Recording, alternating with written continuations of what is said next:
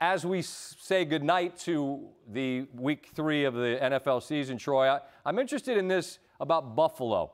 They lose, and it's a ferocious game, and I'm not trying to sell sunshine that losing the game's positive in any way, shape, or form. But, man, that bandwagon was getting heavy. They had blown a couple teams out, and everybody's talking about the Bills, who've never won a Super Bowl, and, man, they were going to roll. I wonder if in that room, if they can take something out of that negative that in a way actually helps fuel them to a degree as maybe the chatter calms down. Does that make any sense at all? Makes a lot of sense. I think that Dorsey, their offensive coordinator, I mean, he showed them that he's got fire. I mean, we saw what he did to that coach's booth up there after that game. But I've said it all along. I love Buffalo. I like their ownership. I like their coaching. I like their players. I like that town. I like everything about them, and I'm not worried about them at all.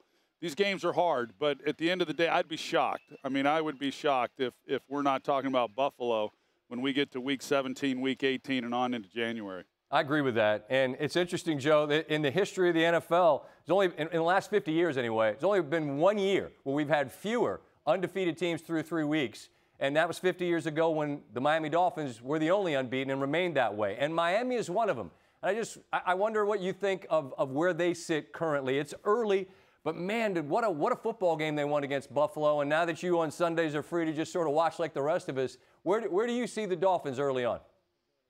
It's been fun to watch, and you know, you got to give Tua a lot of credit. You know, we talked in this game about doubters. Saquon Barkley said he lost his confidence last year, telling Lisa Salters that.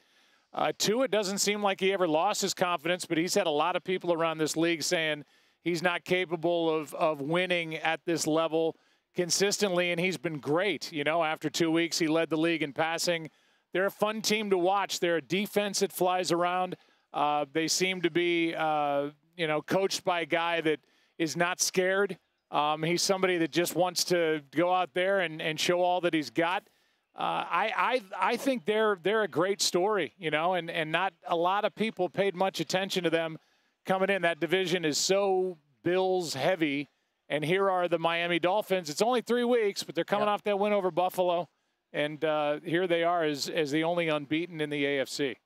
Yeah, Tua is fascinating. He's for some reason, it's like you have to either say he's going to be the best since Marino or he's lousy. And it's just, life's rarely that black or white. You know, there's a lot of gray, but that's kind of how things go these days. Anyway, gentlemen, appreciate the time. Travel well out to the West Coast. Look forward to visiting.